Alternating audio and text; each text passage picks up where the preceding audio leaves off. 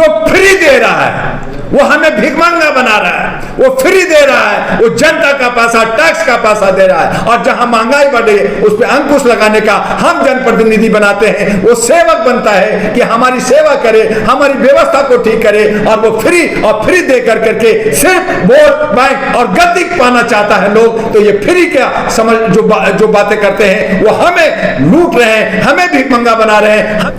लेकिन चूंकि हमारा कोड ऑफ कंडक्ट आचार संहिता लगा हुआ है, हम किसी पे कोई आरोप प्रत्यारोप नहीं लगाएंगे।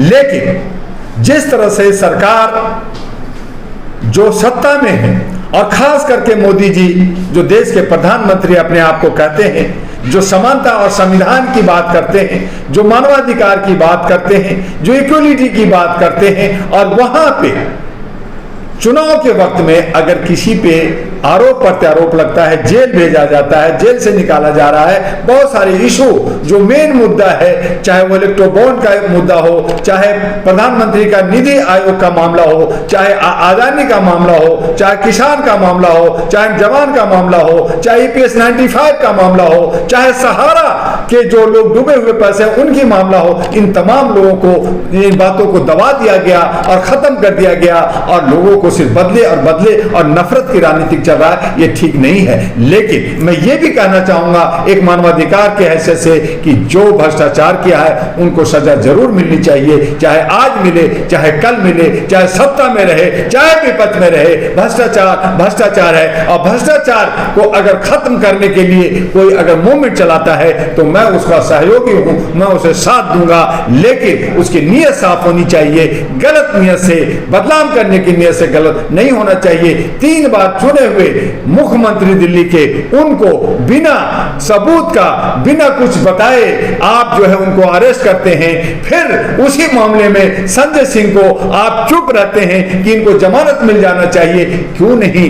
आपने कोर्ट में दिखाया कि ये गलत किया है, हमारे पास सबूत है, इनको जमानत नहीं मिलना चाहिए, तब मैं मानता। तो यहाँ पे ईडी पे उंगली उठता है कि ईडी भी कहीं ना कहीं गलत कर रही है, उसका इस्तेमाल गलत हो रहा है। और ऐसी हालत में जनता को गुमराह कर करके और लोकतंत्र को आप गलत कर करके आप जो है मैसेज क्या देना चाहते हैं, ये सवाल है। और यही वजह है कि मैं आपके चैनल से कहना चाहता हूं कि ये जो लोकतंत्र का जो पर्व है, ये जो 2024 जिससे कानून और सिस्टम पूरा भारत चलता है, ऐसी हालत में जनता को चाहिए कि जितने भी कॉर्पोरेट कंपनियां बना रखे हैं, जितने भी भ्रष्टाचारी लोग हैं, जितने भी करोड़ों अरबों रुपया लूट रखा है, और ये कहते हैं कि मेरे पास कुछ भी नहीं है, नॉमिनेशन कराते हैं, 40-50 हजार दिखाते हैं, घर नहीं है, कार नहीं है, लेकिन ये करोड़ों में खेलते हैं। इनके पास इलेक्ट्रो बॉन्ड से पैसा और चंदा का पैसा और लूट का पैसा भरा पड़ा है। तो ऐसी हालत में जनता को चाहिए कि इन तमाम जो दल बदलू और तमाम जो बड़े बड़े नेता हैं, इनको वोट ना दें, और अपने क्षेत्र का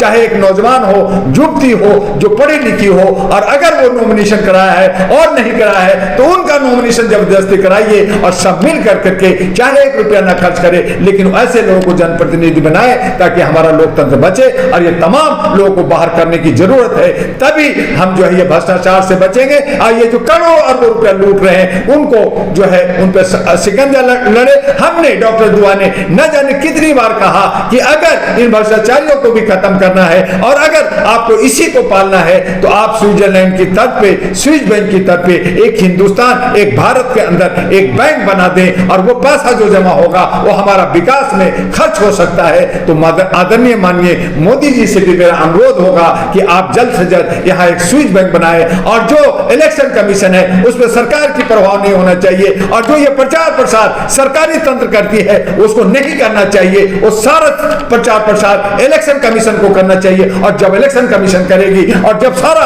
इलेक्ट्रो बॉन्ड का पैसा इलेक्शन कमीशन पे होगा और दल बदलू पे रोक लगेगा, और ये जो सारा मनी लॉन्ड्रिंग की जो मामला होता है इस पे रोक लगेगा, तो मुझे पूरा विश्वास है और जनता भी विश्वास करेगी कि लोकतंत्र बचेगा। हमारा जो है इलेक्शन कमीशन हमारा है, हमारा न्यायपालिका हमारा है, सिक्योरिटी हमारा है, और इस सब का जो प्रचार प्रसार सही दशा दिशा देने के लिए जो आज हमारा मीडिया, जिसको हम गोदी मीडिया कह रहे हैं, वो भी अपने अगर सही माने में अपनी भूमिका अदा करता है तो वो हमारा साथी है, और तब हमारा संविधान भी बचेगा, लोकतंत्र भी बचेगा, और हम खुशहाली के साथ रहेंगे, हमारी आर्थिक आजादी मिलेगी, हमारा हक अधिकार मिलेगा, और हमारा जो सामाजिक भागीदारी है वो भी मिलेगा। ये लोग मैनिफेस्टो बनाते हैं, बड़े बड़े लुभावना देते हैं, लेकिन मैं कहना चाहता हूं कि अपनी मैनिफेस्टो को सुप्रीम कोर्ट और इलेक्शन कमीशन से सर्टिफाई कराएं, उसको जो है एफिडेविट भरें कि ये हमने जो वादा किया है हम 5 साल के अंदर पूरा करेंगे। अगर नहीं करेंगे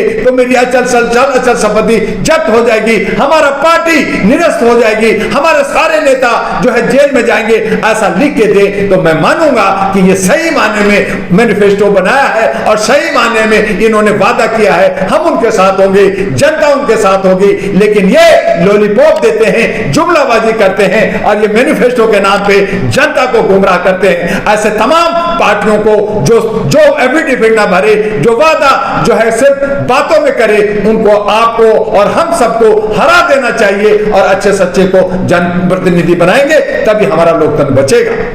लेकिन जो जिस तरीके से जहां बीजेपी सरकार है वहां तो कोई चीज फ्री नहीं है, और दिल्ली में महिलाओं के लिए बस फ्री है। और जर्नलिस्ट महोदय, मैं हैरान हूं, आप कैसी जर्नलिज्म कर रहे हैं? आप लोग जो फ्री दे रहा है वो हमें भिखमंगा बना रहा है, वो फ्री दे रहा है, वो जनता का पैसा, टैक्स का पैसा दे रहा है, और जहां महंगाई बढ़े उस पर अंकुश लगाने का हम जनप्रतिनिधि बनाते हैं। वो सेवक बनता है कि हमारी सेवा करे, हमारी व्यवस्था को ठीक करे, और वो फ्री दे करके सिर्फ वोट बैंक और गद्दी पाना चाहता है लोग। तो ये फ्री क्या समझ जो बातें करते हैं वो हमें लूट रहे हैं, हमें भिखमंगा बना रहे हैं। हमें समझना होगा कि ये जो नौकर हमने बनाया है, जो सेवक बनाया है, जिनको रक्षा करना चाहिए, जिनको हमारी सेवा करना चाहिए, जिनको व्यवस्था को संभालना चाहिए, वो हमारे पैसे को उड़ा रहा है और खुद 56 भोग खा रहा है, और कपड़े और प्लेन में घूम करके और अपने को कह रहा है कि मैं बहुत अच्छा काम कर रहा हूं। ये नहीं होगा। हमारा देश गरीब आज है, आज 111वें स्थान पे है, हम 205 लाख करोड़ के लोन पे आ गए हैं, हमारी जीडीपी नीचे आ गया।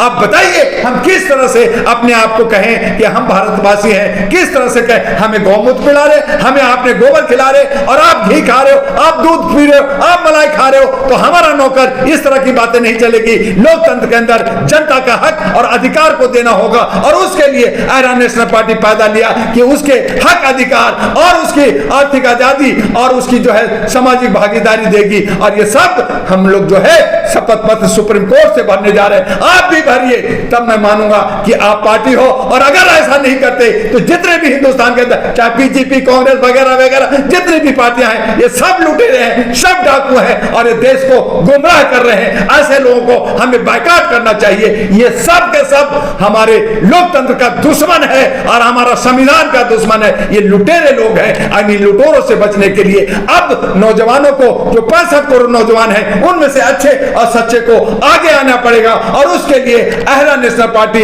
एनपी उसका नेतृत्व करेगा। ठीक है।